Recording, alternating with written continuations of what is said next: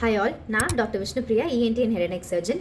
நான் உங்களுக்கு இன்னைக்கு மூக்கில் நீர்க்கட்டிகளோ இல்லை சைனஸ் தொந்தரவோ இருக்கிறப்போ யூஸ் பண்ணுற நேசல் ஸ்ப்ரே, இந்த நேசல் ஸ்ப்ரேயை எப்படி யூஸ் பண்ணணும் தான் நான் இப்போ சொல்ல போகிறேன். நான் ஏற்கனவே போட்ட வீடியோவில் ஆட்ரிவன் நேசிவியான் ட்ராப்ஸ் பற்றிலாம் சொல்லியிருப்பேன். அந்த நேசல் ட்ராப்ஸும் இந்த நேசல் ஸ்ப்ரேவும் வேறு வேறு.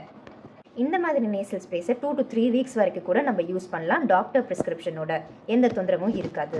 நிறைய பேர் சொல்லுவாங்க, டாக்டர் நான் ரொம்ப நாளாக இந்த மாதிரி மூக்கில் ஸ்ப்ரே அடிச்சுட்டு தான் இருக்கேன், ஆனால் எனக்கு எதுவுமே சரியே ஆகலை சிம்டம்ஸ்லாம் அப்படின்பாங்க. அது ஏன் அப்படின்னு பார்த்தீங்கன்னா, அவங்க அந்த நேசல் ஸ்ப்ரேயை ப்ராப்பராக யூஸ் பண்ண மாட்டாங்க. ஸோ இது எப்படி யூஸ் பண்ணணும்னு நீங்களாம் தெரிஞ்சுக்கணுன்றதுக்காக தான் நான் இந்த வீடியோ மெயினாக போடுறேன்.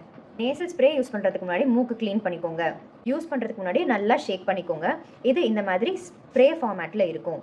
இப்போ நம்ம ரைட் நாஸ்ட்ரில் யூஸ் பண்ணுறதுக்கு ரைட் ஹேண்டில் ஹோல்ட் பண்ணிக்கோங்க. ஹோல்ட் பண்ணிவிட்டு இந்த லிம்ப் இருக்குல்ல, இந்த லிம்பு ஆல்மோஸ்ட் 3/4 உள்ளே விடுங்க. உள்ளே விட்டு டுவர்ட்ஸ் யோர் இயர், ரைட் சைடுக்கு right ear, towards your ear tilt பண்ணிவிட்டு இதை இப்படி ப்ரெஸ் பண்ணிங்கன்னா ஸ்ப்ரே வரும். அது மூக்குக்குள்ளே ஆக்ட் ஆகும்.